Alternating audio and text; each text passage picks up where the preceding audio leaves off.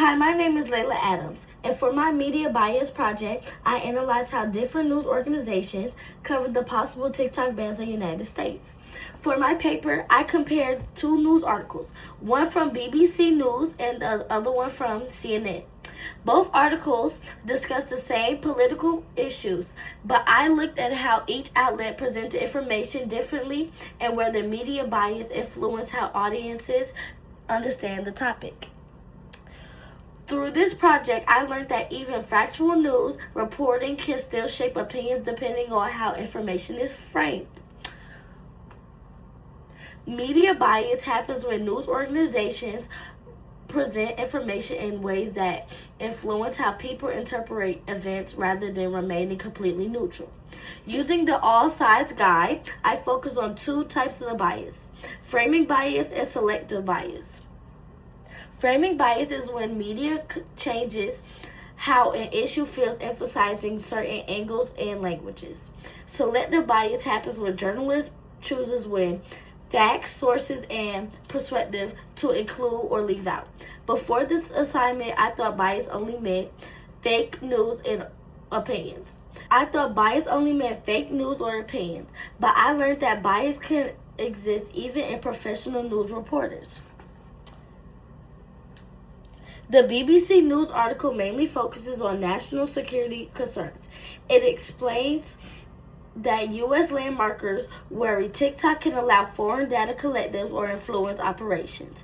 This makes the ban sound like a safety decision made to protect Americans. On the other hand, the CNN article focuses more on how the ban can affect everyday users, creators, and small businesses that rely on TikTok for income. That coverage emphasizes the personal and economic impact on the policy. Both articles were reporting the same events, but they guided readers towards the different reactions. One encouraged readers to think about security risk, while the other ones encouraged readers to think about how free speech is and economic consequences. This comparison helps me realize how media framing shapes public understanding without necessarily changing the facts. Another important thing I learned is how media bias affects public trust. A Gallup poll shows that only 1 of the 3 Americans strongly trust the media to report news fairly. When people see different versions of the same story, it could create a confusion or political diversion. Depending on which news source someone follows, they might walk away from completely different opinions about the same policy decisions. This happens when media literacy is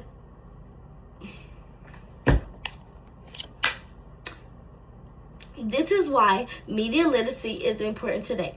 Overall, this important project to me helped me understand the media bias is not always obvious. News organizations can influence audiences simply through emphasis, wording, source, and selection. I learned that it's important to read multiple news sources before forming my opinion. Being aware of bias helps people become more informed citizens and more participations in the democracy. Thank you.